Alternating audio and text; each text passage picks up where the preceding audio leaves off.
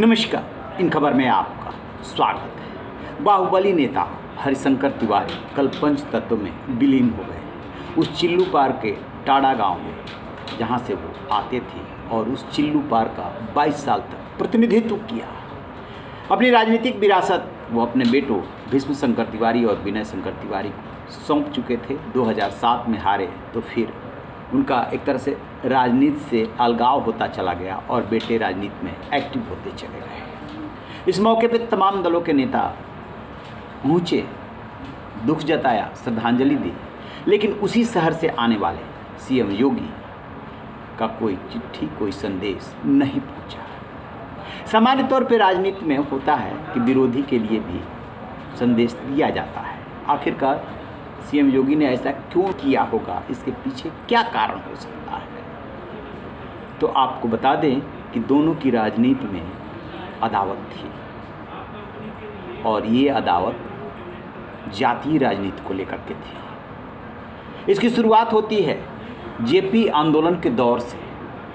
74-75 के उस आंदोलन को याद कीजिए और जो नई पीढ़ी है वो उसे पढ़े कि किस तरीके से कॉलेजों और यूनिवर्सिटीज़ में उसका असर हुआ था। गोरखपुर विश्वविद्यालय चूँकि नज़दीक ही है, इसलिए उस पर भी उसका असर हुआ और तभी वहाँ पर बलवंत सिंह और हरिशंकर तिवारी दोनों उस राजनीति से प्रभावित हुए। राजनीति में ही दोनों आमने सामने आ गए। क्रक्स ये कि बलवंत सिंह और उसके बाद रविंद्र सिंह, जो कि बाद में विधायक भी बने थे, मारे गए और उनकी विरासत एक तरह से संभाली वीरेंद्र शाही ने, वो भी विधायक बने।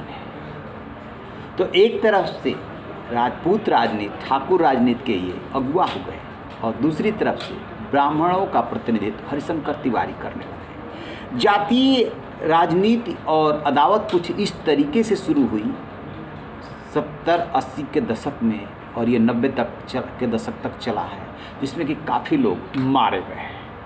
हरिशंकर तिवारी 1985 में जेल में रहते हुए निर्दलीय चुनाव जीते थे और ये वीरेंद्र शाही, जिनकी 1997 में श्री प्रकाश शुक्ला ने हत्या कर दी थी, वो बस्ती से पहुँचे थे गोरखपुर। बाद में जो नाम चर्चित हुए उसमें वीरेंद्र शाही बनाम हरिशंकर तिवारी का ज़्यादा चला, क्योंकि बलवंत सिंह और रविंद्र सिंह काफ़ी पहले की बात हो गए थे। अब इसमें माना ये गया कि वीरेंद्र शाही को गोरक्षा पीठ जो है उसका कहीं ना कहीं समर्थन था, चाहे मौन ही सही। तो एक तरफ से राजपूत राजनीति हो गई और दूसरी तरफ से ब्राह्मण राजनीति, ये ब्राह्मणों के अगुवा माने गए। कल जब अंतिम संस्कार हो रहा था उस समय ये इनको ब्राह्मणों का मसीहा और न जाने क्या क्या कहा गया, नारे लगे और इस पर सबकी नज़र भी थी कि क्या उधर से सीएम योगी की तरफ से, पीठ की तरफ से कोई पहल होती है, लेकिन ऐसा हो न सका। बहरहाल तो अब बात आती है कि गोरक्षा पीठ यानी कि गोरखनाथ मठ से क्यों नहीं पटी। इसी वजह से नहीं क्योंकि वो भी बाहुबली थे और इधर से जो उनके विरोधी गुट था वो भी बाहुबली था और माना जाता है कि मठ का झुकाव वीरेंद्र शाही की तरफ था। अब बाद के दिनों में क्या होता है, 1997 में वो मारे जाते हैं वीरेंद्र शाही और वही श्री प्रकाश शुक्ला इस हरिशंकर तिवारी के भी पीछे पड़ जाता है। जैसे तैसे ये तो बच गए, क्योंकि बीच में उसने तत्कालीन सीएम कल्याण सिंह को मारने की सुपारी ले ली थी, लिया जा वो उसी चक्कर में मारा गया और ये बच गए। बाद के दिनों में क्या होता है कि जब 2017 में योगी आदित्यनाथ मुख्यमंत्री बनते हैं तो मुख्यमंत्री बनने के लगभग 1 महीने बाद की ही घटना है। एक पेट्रोल पंप पे कोई लूट होती है और लूट में जो बदमाश होते हैं उनके मोबाइल का लोकेशन तिवारी हाता, इनके जो धर्मशाला स्थित मकान था उसको तिवारी हाता बोला जाता, उधर के साइड मिलती है। पुलिस बिना सर्च वारंट के पहुंच जाती है वहाँ, तिवारी हाता सर्च करती है, वहाँ से फिर जो है वो झगड़े की शुरुआत हो जाती है और हरिशंकर तिवारी ने कलेक्ट्रेट तक मार्च निकाल दिया था। फिर लगा ऐसे जैसे कि फिर से एक बार ठाकुर बना ब्राह्मण की राजनीति शुरू होने वाली है। उसके बाद 2020 में इनके बेटे विनय शंकर तिवारी और उनकी पत्नी की जो कंपनी थी उसको लेकर के सीबीआई में मामला दर्ज हुआ। तो फिर लगा एक बार कि क्या वो अदावत ख़त्म नहीं हुई है।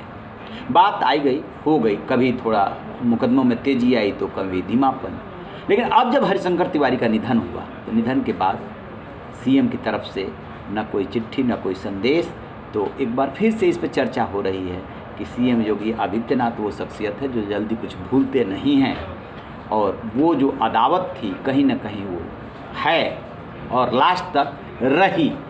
ये बात अलग है कि पिछले 3 साल से वो काफ़ी बीमार थे और उनकी एक्टिविटीज़ एक तरह से सब कुछ बंद हो गई थी। बहरहाल अब उनका निधन हो गया। देखिए, बाहुबल की राजनीति चाहे वो 70 का दशक रहा हो, 80 का रहा हो या 90 का रहा हो, कोई जायज़ नहीं ठहरा सकता। राजनीति में अपराध का प्रश्न है, कोई जायज़ नहीं ठहरा सकता। लेकिन ये पूर्वांचल की हकीकत है और हरिशंकर तिवारी सिर्फ पूर्वांचल तक ही सीमित नहीं रहा। उनका नाम जो है ब्राह्मण नेता के रूप में उभरा और उन्होंने प्रतिनिधित्व किया, इसीलिए ये सब नारे लगे। रहिए बेखबर, देखते रहिए इन खबर। Thank you.